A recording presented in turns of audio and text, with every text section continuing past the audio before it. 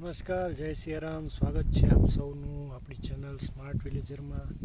અત્યારે હું ખેતરે એક ચક્કર લગાવવા માટે આવ્યો છું અને સાથે મારી સાથે ગાયો પણ છે મારી, અને બાજુમાં જે અમારા ભાઈનું એક ખેતર છે એ હાલમાં તેમાં વાવેલ નથી 2-3 વર્ષથી કંઈ, અને ખડ પણ એમાં સારું છે. ઘાસ ગાયોને ચરવા માટે અમારે અહીંયા લોકલ ભાષામાં ખડ કહીએ, ઘાસ સારું છે. તો આ છે બીટી કપાસ આપણા ખેતરમાં, અને અહીંયા જો આ ચાસની અંદર ભૂંડનું આ નુકસાન છે, એને મોઢા વડે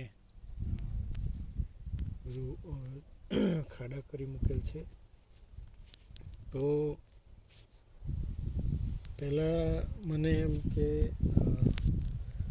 જે ખેતરમાં આપણે જે ડીલી થાય છે, આ ડીલી છે, આ ડીલીની નીચે જે મૂળમાં જે કંદ હોય એ બહુ ખાતા હોય છે ભૂંડ. મને એમ કે એના માટે પણ હાલમાં તો અહીંયા ડીલી પણ નથી, અને આ કપાસની અંદર જે છે ચાસમાં પાળા પણ ચડાવી દીધેલ છે, છતાં પણ નુકસાન કરે છે.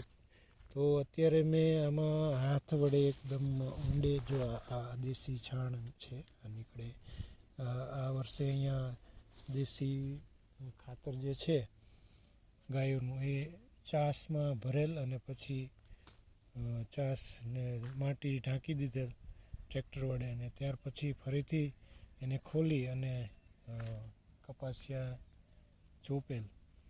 તો એના કારણે દેશી જે આ ગાયોનું છાણ છે એના કારણે જે કપાસના ચાસમાં અંદર પાળામાં અળસિયા જોવા મળે છે, અને અળસિયાને શોધવા માટે ભૂંડ જે છે એ કપાસમાં નુકસાન કરે છે. તો અત્યારે મેં અંદર હાથ વડે પાળામાં જે માટીનો પાળો આપણે ચાસમાં હોય એમાં જોયું તો ખૂબ અળસિયા છે, અને એ અળસિયાને શોધવા માટે થઈ અને ભૂંડ આ બધું પાળામાં મોઢા વડે ખાડા કરી મૂકે છે. તો દેશી છાણનો ઉપયોગ, દેશી ખાતરનો ઉપયોગ અમે છેલ્લા 4-5 વર્ષથી કરીએ છીએ, અને જે રાસાયણિક ખાતર છે કે દવાઓ છે એનો ઉપયોગ પણ કરીએ છીએ, પણ ધીમે ધીમે એને ઓછો કરતા જઈએ છીએ. અને હાલમાં જો કપાસ અત્યારે જે આગેતરા અમારે અહીં આગોતરા હતા, બધા કપાસમાં ખૂબ નુકસાન થયું છે. વરસાદના કારણે લાલ થઈ ગયા છે, અને એના પાન પણ છે ખરી જાય છે, પાંદડા, અને કપાસ અત્યારે બહુ જ ખરાબ હાલતમાં છે. જો ઈશ્વરની કંઈ કૃપા હોય ને સુધરે તો સારું, પણ આપણો કપાસ જે છે એ જોઈ લ્યો, આમાં કોકડ જે કહી છે આપણે, કોકડ પાંદડા જે સંકોડાઈ જાય છે ને એ પ્રોબ્લેમ છે થોડો.